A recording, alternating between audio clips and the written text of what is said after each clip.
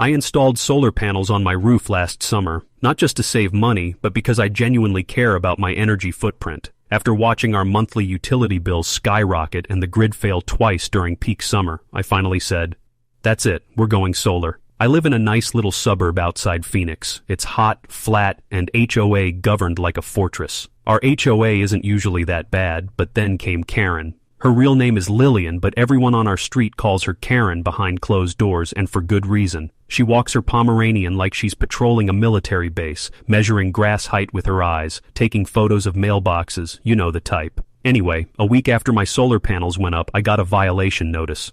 Apparently, I had failed to submit a formal aesthetic compatibility request to the HOA board. Mind you, these panels were black on black, low profile, and installed on the back side of my roof. You couldn't even see them from the street, but someone did see them and reported me. Wanna guess who? Yup, Karen. She told our HOA that my solar panels lowered the neighborhood's property value. Funny coming from a woman whose lawn ornaments look like a home goods clearance rack exploded. At first, I tried being civil. I went to the HOA president, a guy named Phil who sells insurance and has more Botox than common sense. "Phil," I said, "these panels meet all county requirements. They're not even visible unless you're flying over in a drone." Phil shrugged like I was bothering him during happy hour. "Still needs to be approved," he said. "What about Karen's lawn gnome army?" I asked. "Or her wind chimes that sound like a horror movie soundtrack at 3 a.m.? "That's not relevant," he said. "We're just following protocol." I appealed, submitted photos, even got a letter from the solar company showing that my installation met EVE. Scary municipal code. Still, denied. They gave me 30 days to remove them or face daily fines of $150. That's when I stopped playing nice. I started watching Karen's house like a hawk, not in a creepy way, just observational. You'd be surprised what you notice when you stop giving people the benefit of the doubt. For example, Karen's backyard has a massive in-ground pool with a small shed nearby that hums like a transformer box. One morning I caught a glimpse of a technician going in there and coming out sweaty like he'd just serviced an engine room. So I did some digging, literal and metaphorical. I pulled up our county records. Karen's property permit showed no approval for any energy system beyond basic electrical. No pool heater, no upgraded circuits. Nothing. Now that humming box in her shed wasn't just for pool lighting. I was almost sure she had an industrial-grade propane pool heater back there, illegal if unpermitted, and dangerous as hell in a residential zone. I needed proof.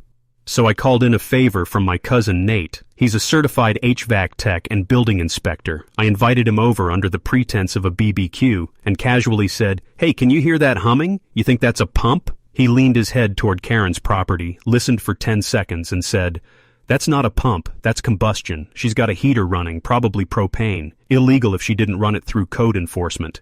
Bingo. But I wasn't ready to go full nuke yet. First, I needed more than a hunch. I needed a paper trail. I spent 2 weeks collecting data. I set up a decibel meter in my backyard during the early mornings when her pool heater kicked on. I checked propane delivery trucks on our street through a local Facebook group. I even got lucky and saw a guy from Desert Flame Gas Heat pull into her driveway one afternoon. Took a few discreet photos, got his license plate. Then I called the county building inspector's office and asked a simple question. If my neighbor has a pool heater that runs on propane but there's no record of a permit, is that a safety concern? The lady on the phone practically jumped. Absolutely, especially in a residential zone. That should be inspected and approved. Can you give us an address? I gave her the address and backed off. A week later, a white city truck pulled up in front of Karen's house. I watched from behind my living room blinds like I was watching a Netflix thriller. 2 men got out, one with a clipboard, one with a tablet. They knocked. Karen came to the door wearing what looked like a silk robe and one of those live, laugh, love smiles that clearly wasn't real. She was not smiling. 5 minutes later, the inspector was pointing toward her backyard. She kept crossing her arms, looking defensive. At one point she tried calling someone, probably Phil from the HOA, but the inspectors didn't look like they were taking any nonsense. They spent 45 minutes back there, took photos, measured something.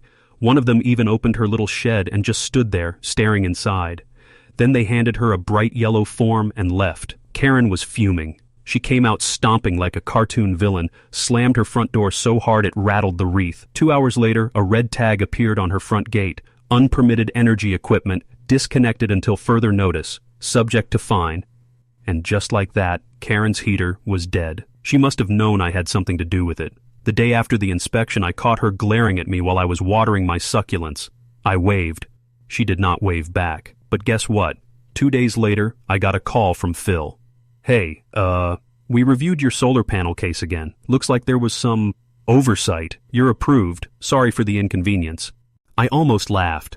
Oh, no problem, Phil, I said sweetly. I'm just glad we're following protocol now. You'd think getting Karen's unpermitted propane heater shut down would have been enough. But no, Karen doesn't lose gracefully. A week after her pool was reduced to an oversized cold tub, she started retaliating. First, my trash cans mysteriously tipped over every Monday, only mine. Then, a for sale sign with my address and a fake number appeared online. Real mature stuff. But what really took the cake was the anonymous complaint she filed with the local zoning board. Again, this time claiming my solar panels created light pollution that reflected into nearby homes. Light pollution from non-reflective matte black panels. The complaint didn't go anywhere, obviously, but it was clear she wasn't letting this die quietly. Now I could have left things alone. I should have.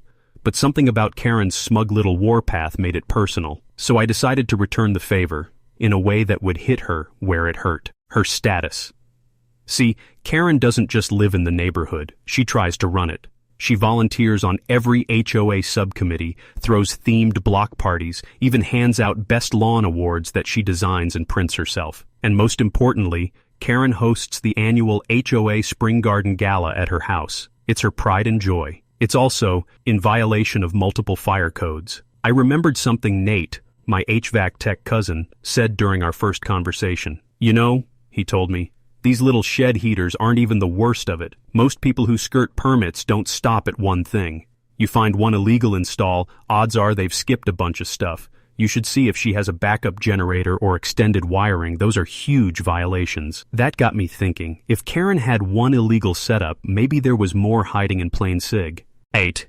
I started reviewing old drone footage I'd taken a year back when I was messing with my DJI Mini, just flying over the neighborhood for fun. Lo and behold, Karen's backyard had an extension I'd forgotten about.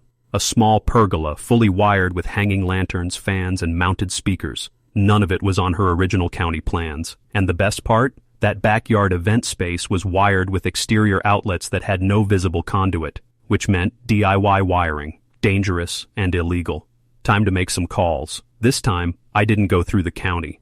That would have been too predictable. Instead, I filed a public safety concern through the fire marshal's office. I kept it anonymous, said I was concerned about an overloaded outdoor electrical system being used for gatherings in a residential neighborhood, and that I'd observed wiring and lighting with no permits on record. They took it seriously. 3 days later, during one of Karen's early spring gala prep meetings, while she had folding chairs and garden decorations laid out on her lawn, a red truck from the fire marshal's office pulled up. I was mowing my lawn. Totally coincidentally, of course. The inspector didn't even knock. He walked right around to the backyard, clipboard in hand, and started taking photos. Karen sprinted after him like a furious rooster in gardening gloves. I couldn't hear everything, but I caught fragments. These wires were here when we bought the place. It's just for ambiance.